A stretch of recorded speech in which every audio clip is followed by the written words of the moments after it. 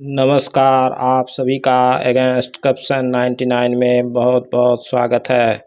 आज हम लोग जानेंगे सूचना अधिकार अधिनियम आरटीआई एक्ट 2005 के तहत यदि लोक सूचना पदाधिकारी, जन सूचना पदाधिकारी पीआईओ द्वारा ससमय सूचना प्रदान नहीं की जाती है और आपने सूचना आयोग में सेकंड अपील दायर की है और उसकी सुनवाई में आपसे अद्यतन प्रतिवेदन आपत्ति की मांग की गई है, तो आप किस प्रकार अपना पक्ष रखते हुए प्रतिवेदन आपत्ति या अपनी बात को स्पष्ट करते हुए दे सकते हैं, इसके बारे में पूरी जानकारी प्राप्त करेंगे।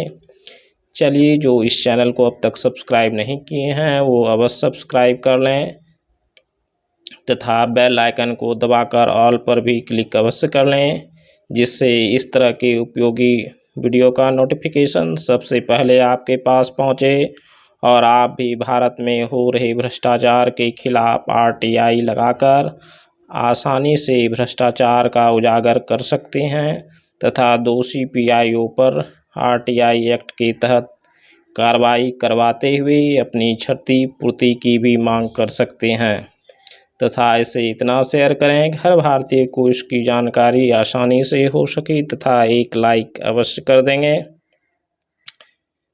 चलिए, आज हम लोग जानेंगे किस प्रकार अपना प्रतिवेदन सूचना आयोग में, राज्य सूचना आयोग में दे सकते हैं। सत्यमेव जयते, प्रेषक में अपना नाम और पूरा पता लिखेंगे। जो भी आपका नाम पूरा पता है वो आप लिखेंगे। चूँकि मैं 2017 से लगातार आरटीआई का प्रयोग करता आ रहा हूँ तथा कई दोषी लोक सूचना पदाधिकारी पर कार्रवाई करते हुए आर्थिक दंड भी लगाया है, इसलिए मैंने इसमें आरटीआई कार्यकर्ता के रूप में मैंने अपने एसोसिएशन से जुड़ा हुआ हूँ, इसलिए मैं यहाँ करदाता, सहदाता एवं आरटीआई कार्यकर्ता अपना पूरा पता दिया है। आप लोग अपना नाम और पूरा पता दे सकते हैं। साथ में करदाता एवं मतदाता भी अवश्य लिखें, क्योंकि भारत की जनता टैक्स देती है, कर देती है, इस और मताधिकार का भी प्रयोग करता है, इसलिए प्रत्येक नागरिक को यह लिखने का अधिकार है। प्रेषित सूचना आयोग सूचना भवन, बेली रोड, पटना में, यह बिहार राज्य से संबंधित है, इसलिए बिहार राज्य के सूचना आयोग का पता मैंने दिया है। आप लोग अपने अपने सूचना आयोग का पता लिखेंगे।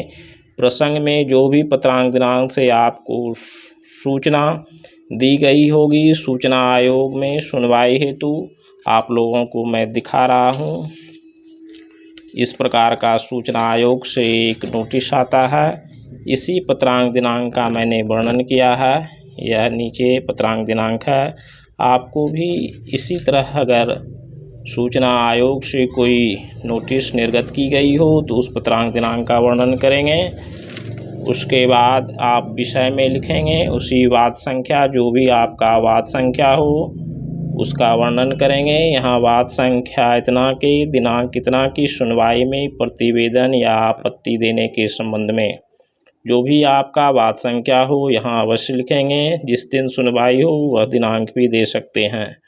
उपर्युक्त प्रसंग एवं विषय में कहना चाहता हूँ कि पहला, मैं प्रपत्र को द्वारा दिनांक 3/9/2020 से हस्ताक्षरित आवेदन वांछित सूचनाएं हेतु रजिस्टर डाक से प्रेषित किया था, लेकिन ससमय वांछित सूचनाएं नहीं दी गई।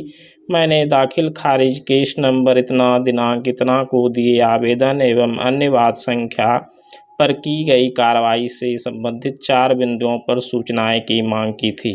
आपने जो प्रपत्र में सूचनाएं मांगी होगी उसी का वर्णन यहाँ करेंगे। दूसरे में लिख सकते हैं, भारत की जनता भ्रष्टाचार को उजागर करने एवं लोक सेवक द्वारा ससमय कार्य नहीं करने के कारण आरटीआई एक्ट का प्रयोग कर सूचनाएं मांगती है, लेकिन लोक सूचना पदाधिकारी ससमय आरटीआई एक्ट का पालन नहीं किया करते एवं भ्रष्टाचार को दबाने का प्रयास किया करते हैं। तीसरा, भ्रष्टाचार के कारण लोक सूचना पदाधिकारी, सह अंचलाधिकारी जो भी आप कार्यालय के हों वह यहाँ सह में लिख सकते हैं, या केवल लोक सूचना पदाधिकारी, जन सूचना पदाधिकारी PIO लिखें। द्वारा सूचना मांगने पर दाखिल खारिज पर ससमय कार्रवाई न कर केस नंबर इतना को झूठा रिपोर्ट के आधार पर रिजेक्ट कर दिया गया एवं ससमय नियमानुसार 30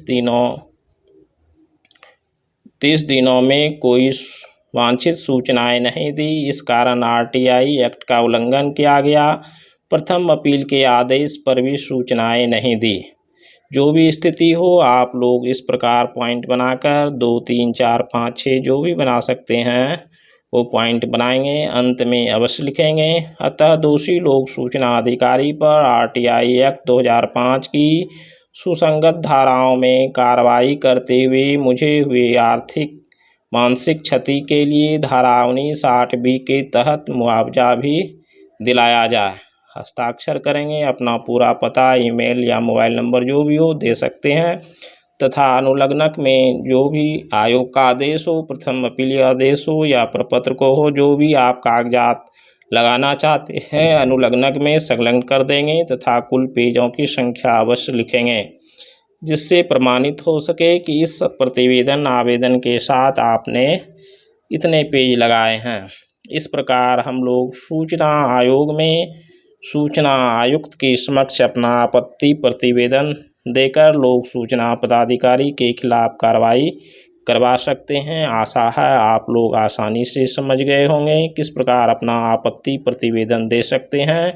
इसे आप साफ से टाइप भी करा सकते हैं, हस्तलिखित भी कर सकते हैं, जो भी सुविधा हो आप डाक से या ईमेल से सूचना आयोग को सूचना आयोग में हो रहे सुनवाई के पहले ही ईमेल या डाक से भेज दें तथा स्वयं उपस्थित होकर मजबूती के साथ अपना पक्ष अवश्य रखें, जिससे भारत में हो रहे भ्रष्टाचार में कमी आवे। जय हिंद।